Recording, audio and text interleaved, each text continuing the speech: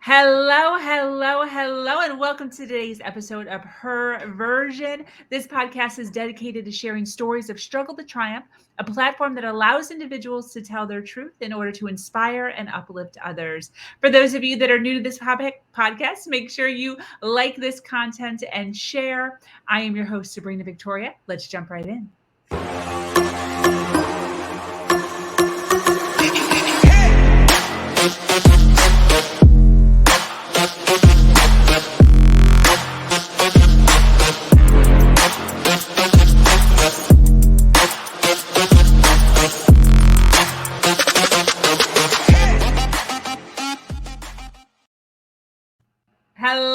Hello, and thank you for joining us today for this episode of Her Version. The Her Version platform is built on storytelling and the understanding that many times our greatest learning experiences come from learning from other people's stories. Today, I am speaking with an amazing woman named Cynthia James. Cynthia is the author of 5 books and the creator of multitudes of meditations and music to help calm the soul. Cynthia provides courses and coaching to help women all over the world become self-aware, confident, empowered, and clear.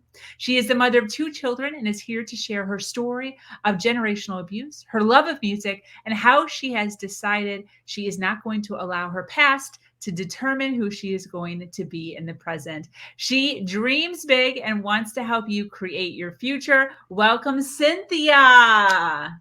Sabrina, so happy to be with you. Thank you so much. Yes, girl. I want to give a shout out to Cynthia as the tech queen of Her Version today because we were fumbling around for like 3 minutes because I had a crazy echo going on and we stayed calm and Cynthia figured it out like a boss. I will be telling my children. Yes. Yes. I love that. Well, thank you so much for taking some time out of your day to sit down with me and the Her Version community and share some of your inspiration and some of your story and some of the things that you've gone through in your life. So happy Thursday. Happy to be here. Yes, thank you so much. I would love to just kind of dive in and open the floor to you and just give you a few moments to tell us a little bit about who you are, a little bit about your background, and then we'll dive into the juicy stuff. Yeah. So today I'm a coach, an author, a speaker, a musician, composer, and I work a lot with leaders, and I've had quite a journey. I've been an actress. I've been a singer on big stages. I've traveled the world. I've done a lot of stuff, and from where I came from, that's a miraculous unfolding. I mean, I consider myself to be a miraculous unfolding because based on how I was born and how I was raised, I should not be living this life. So I'm happy to come here with you today to talk about this because if I can have this life, anybody can have a life that they love. Yes, yes. So tell us a little bit about your journey. Well, I was born in Minneapolis, Minnesota. My father was an alcoholic and my stepfather was a wife beater and a pedophile. I come from 5 generations of women, all who have been abused and traumatized. My great-great-grandmother was brought here from Indonesia as a slave. She was raped by the slave owner and got pregnant and, of course, hated her daughter. And so that started, there's a whole thing about historical trauma and how it gets passed down through the DNA. And so 5 generations of women who had unhappy relationships and didn't step into their power, didn't bring their gifts, and they were all brilliant. They were all beautiful. And so my mother married my father, and as soon as I was born, he went off on a bender and, would float in and out of life. And so I came in as this creative, exciting child. And so I didn't understand racism. I didn't understand abuse and sexism. I just wanted to play and sing and dance and twirl. My mother used to tell the story of how she was with the insurance man and I put her bra on my head and dressed up in her clothes and came dancing down the stairs with a song I made up for him. My mother was mortified. The guy thought it was funny, and I was like, "Yay, this is what I was born to do." So I would float in and out of this deep desire to be creative, to be visible, and to become invisible because my stepfather would beat my mother. He molested me. We had to be rescued from his house when I was 6 years old. We had a 1 hour window. So my uncle came, we put everything in sheets, put them in the car, and drove off. And so my whole life I would go, I'm here to do something great. I'm here to be powerful. I'm here to be creative. But the messaging in my life was, oh, you're not safe. I grew up literally 6 blocks away from where George Floyd got killed. Wow. And so it was, there was redlining going on. It was interesting because in the Black community, there was a Black and Jewish community kind of mixed. And so it looked like we were integrated and all this stuff was happening, but then in other parts, you weren't so loved. And so I had to figure out a way to honor this thing in me that said, you're more than this. Yeah. You can do this. I always wanted to travel. I always wanted to be on stages. Always wanted to act. And so I just kept that vision, and the portals opened, and I'm completely sure that angels took care of me. Wow. Wow. What a story. I want to ask you a question real fast because that is, and that's the surface, right? That's the surface of your story. That is not your story. The feelings and all of everything that goes along with that. How do we explain to females who have a story, but don't feel as if their story is worthy of being told after hearing a story like yours? How do we explain that? Listen, we are all unique imprints, and we've all come here with gifts and talents and challenges. There's no unworthy story. In fact, the more of us that tell our stories, the more people feel empowered, the more people step into their life, into their gifts, into their reason for being, their destiny. So for me, it's like there's something about women. We can get in a room with 10 women, and in 2 hours later, we know our history, our kids, we know everything because our stories matter. We're storytellers. So I say to any woman, tell your story, write it, sing it, dance it, paint it. Your story matters. Yeah, 100%. I love that, because hearing that makes my story feel small. But so many people tell me that my story is big. So it Well, really makes me think, like, there are so many women out there who hear somebody else's story and they make their story smaller because they don't view it as being as traumatic. So I love that you're saying that. It's so important no matter where you view your own story on the spectrum of stories. yeah, It's important. yeah, and I interviewed you on my podcast, so I know your story is important and powerful. So yeah, and you know what? That thing of comparison, ladies, we have to get past this.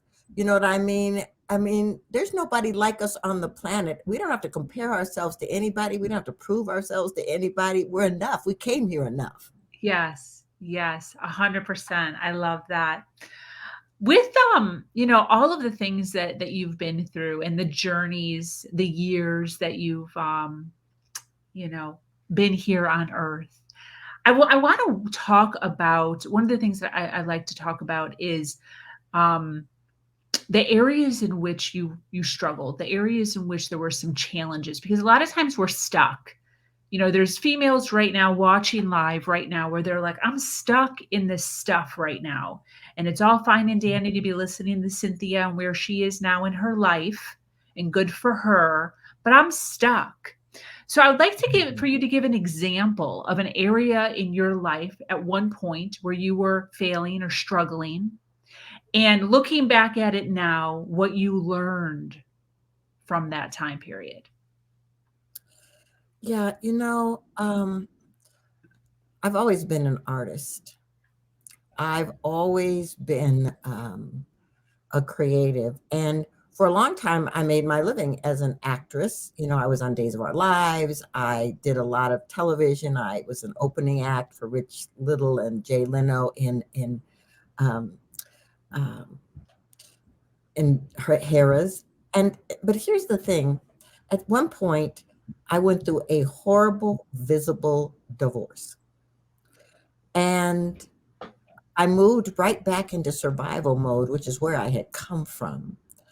And I was afraid I couldn't take care of my children. I was struggling to find my identity. So what I did was I went and got a job. I worked in corporate America in communications, and I my old thing came back of I can't be doing, this creative thing, got to go to school. So I go to a master's program so I can get spiritual psychology. And here's the thing, all the time I kept saying, why don't I feel fulfilled? Why don't I feel happy? Why don't I feel joyous? And meanwhile, I'm building other people's kingdoms. I'm building my boss's thing. I'm building programs for other people. I'm doing all of this stuff. And the awakening was one day I was like, wow, who am I? Yeah. What do I want? Yeah. Why I've been giving myself away for everybody else. Who am I? And it was like a rude awakening. And I realized I had taken that thing that brought me joy, my creativity, and I had put it on the shelf. And it was like a slap upside the head because my body was struggling. I mean, my adrenals were crazy. I wasn't eating well. I wasn't exercising. So what I want to say to anybody listening here is, your dreams matter. Your passions matter. And when you put them aside to take care of others, to prove yourself, to ask for validation, you are shutting down a part of your energetic field. 100%. I agree with you 100%. What's your viewpoint on personal growth? Necessary, essential.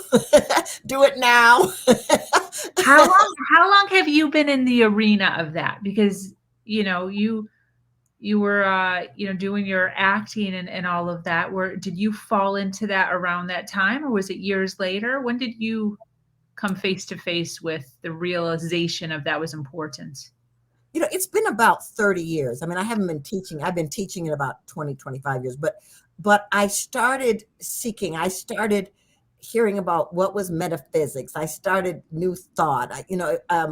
I've always been a seeker. I've always been somebody who wanted to be educated. So I started going to workshops and retreats and things where people were talking about yourself. I walked into the spiritual community and this man said, you're the captain of your own ship. You get to change your thinking, you get to change your life. And I thought, well, I don't know if that's true, but what if it is? So I just started taking all of these classes and things so that I could say, what is right for me? What's valuable for me? And today, because I'm a seeker, I'm so grateful because I never could stay put in one place if I felt uncomfortable. It felt like if I was uncomfortable, there was something pulling me to a different place. Oh, that's interesting. Wait, explain that a little bit more. Well, it's like, birds, the mother kicks the baby out of the nest so it'll fly. Yeah. But that baby's not happy to get out there and fly. I mean, I feel like dark nights of the soul or moments of confusion or transition, those are moments of choice. It's like, what are you choosing for your life? Because this doesn't feel like you're aligned or attuned. that means there's something else calling you. There's something else wanting to emerge through you. Your job is to wake up and find out what it is. Yes. Oh, that's good. That's good. I appreciate that. That's simple. You have to figure out what it is. That's your job. Exactly. Yeah. Exactly.